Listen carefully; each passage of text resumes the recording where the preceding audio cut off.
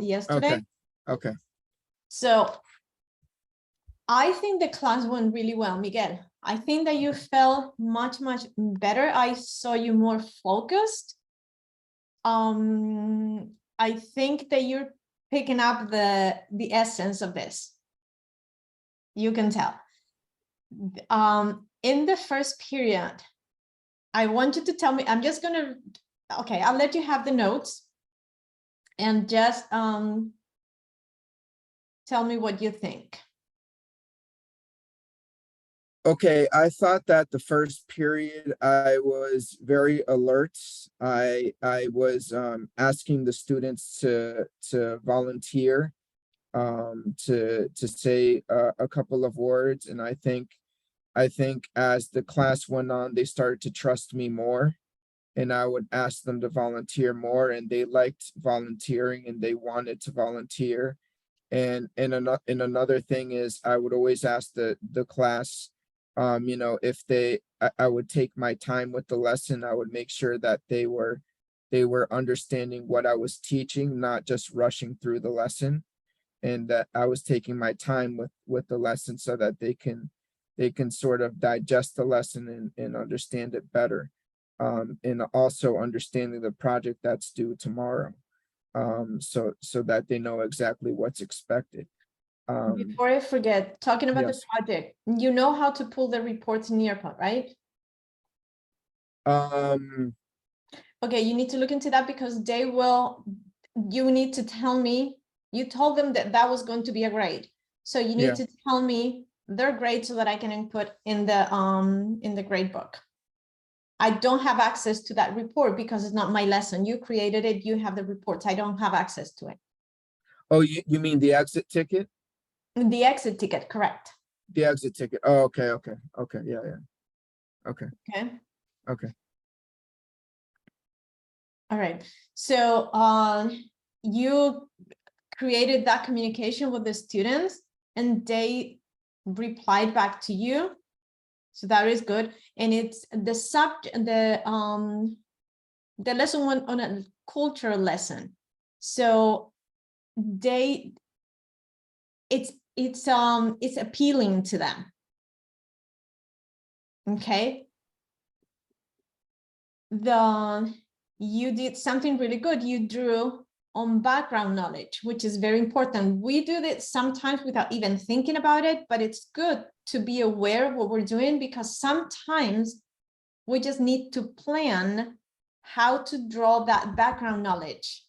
In this case, it was easy, right? It wasn't that much complicated. But think when you are trying to explain a grammar point and there is not that background knowledge, how are you going to access that background knowledge? Because there's always something in the content that you're going to teach. There's always something that's going to be linked to something that they've already known, that they've already learned somewhere back in time or yesterday. Okay. So that drawing of the background knowledge is very powerful to make that connection. Mm-hmm. Some subjects, some content is easier than other content to pull that from. Does it make sense what I'm saying? Yes.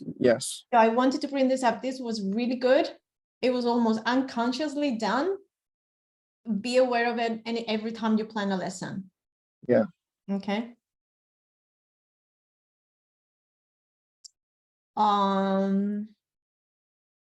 Okay. Oh, they were missing the directions, to make the connection between the geography and the location of the thing. It was missing and you brought it up. Okay, guys, I forgot to put this, but you also remember that you also need to add this to your project. So that when you said that, it was added to the format that the students are seeing so that they now don't have to remember. They will have it in front of them. Yeah. Okay. So I wrote this down as a note. Okay. So the examples, very good. And the exit ticket. And all students participate. Muy bien. So that was a very energetic first session. You cover everything. It was lively.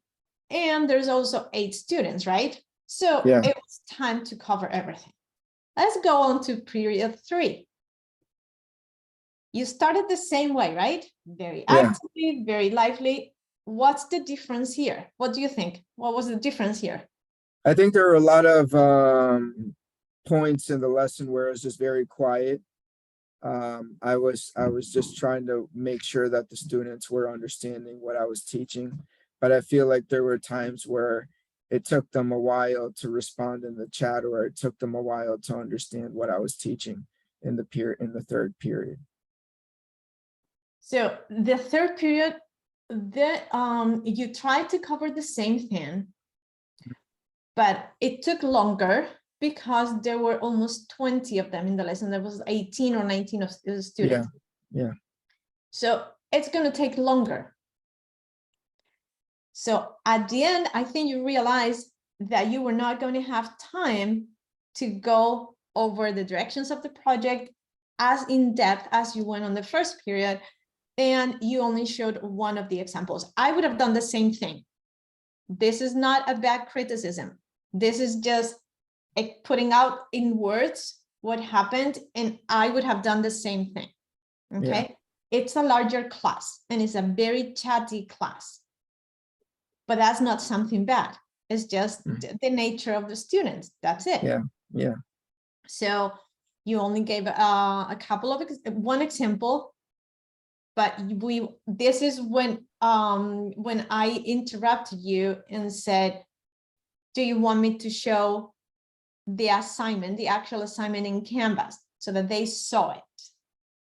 Okay, with the other period, it wasn't necessary because you went so much in depth and so much in detail. This group, I just wanted to show them the thing. Now, the wait time, I think you waited too long. Yeah. Because with such a wide range, with such a large number, with 18, 19 students, some of them were done right away.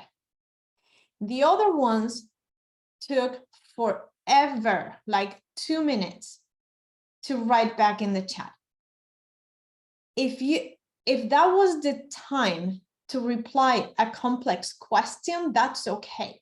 But you were only asking them to say, okay, I just explained this picture, or just talked about this, or just talked about the rubric. Can you open the rubric? Can you tell me in the chat if you're able to open it, yes or no? And that took some of them up to 2 minutes. That was too long. Yeah. Okay, not for nothing, but because some students were getting bored. And you could see that it was harder for you to see because you were focused on the lesson, but I was observing the class. And I was seeing how some students were like, they were done. Like this morning with those 3 students who had finished the Nearpod lesson, that slide in the lesson, and the others were there and didn't even begin to copy what was on the screen. At one point, we need to stop. And we need to tell those students, you are distracted, you need to keep going, you need to pay attention, basically. Okay, so that was the one thing. But still, most students participate. Yeah. Again, typing quickly. Okay. And these are some comments. The students participate, and it's the same lesson. You made some adjustments here. And you were able to read most of the slides in here, or all of them actually, and do the exit ticket. And here, the wait time was too long. The wait time was too long. Yeah. Okay. So if you had, that was the only thing. If instead of waiting that long, look like 2 minutes every time, for example, 2 minutos, aquí, 2 minutes, 2 minutes, 2 minutes, 2 minutes, 2 minutes. So that's about 10 minutes or more during the entire class period, waiting for them to say, yes, I understand, yes, I can open it.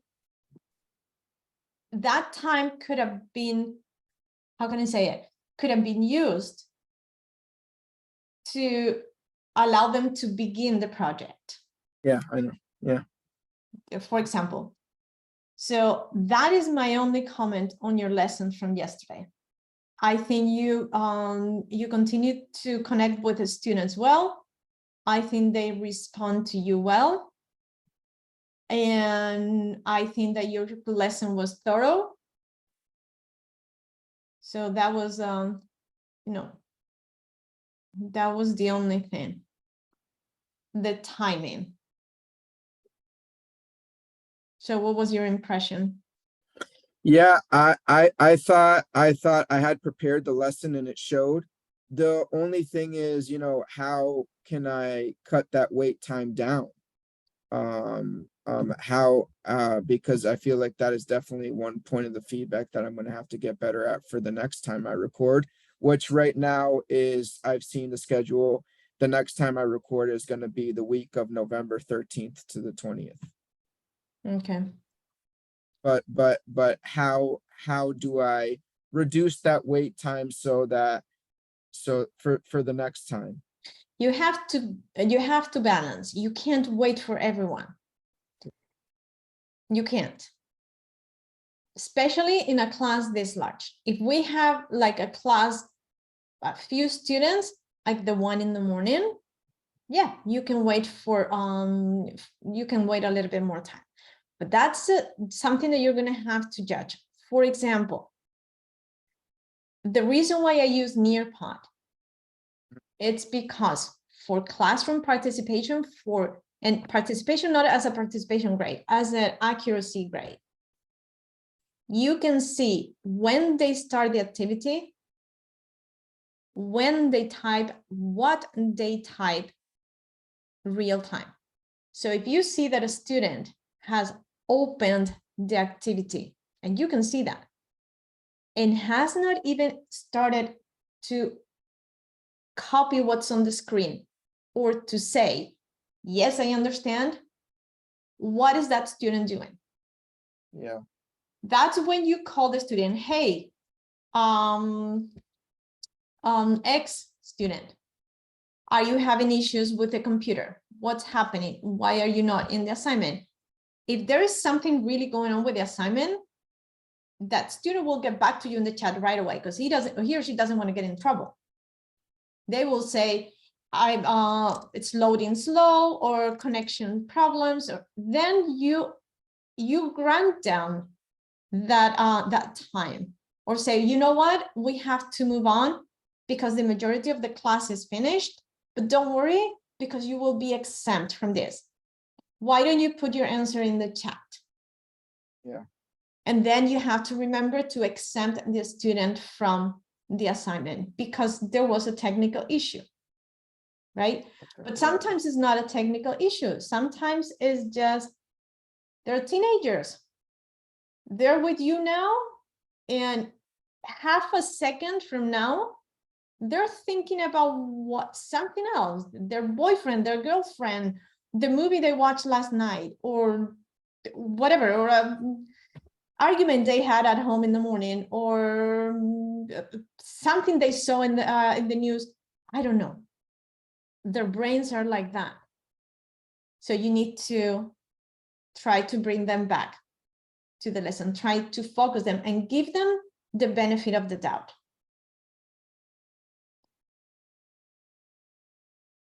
And then you need to judge at that point. If you have tried to get their attention and they're still not responding in the chat or not responding to you in the assignment, now you can ask, like I had to do this yesterday with Mr. Autumns and Ms. Melendez with the Spanish 2 class. There were 3 students who were in the Zoom meeting, they didn't log into the Nearpod, they didn't start the activity, and I was very upset, and I told them, you know what, I'm gonna have to ask Mr. Autumns and Ms. Melendez to supervise you a little bit closer. So would you please come and see what's going on with these students, because they're not starting the work at all. And I put it on the screen. Once they started walking around the students, those students got to work. They finished the work, they finished it. So sometimes they need that little, not sometimes, some students need that pressure, but it's not easy for the people in the classroom either. So you will have to learn to let go sometimes. Okay. Okay. It's kind of, I don't know, it's kind of sensing it depending on the on what you see the responses of the activity. Okay. But you don't wait for everybody to respond, because like, you know, they won't. Sometimes they won't. Okay. So, okay, so that was all my comments for the lesson from yesterday. It was in culture. So next time that you do a lesson,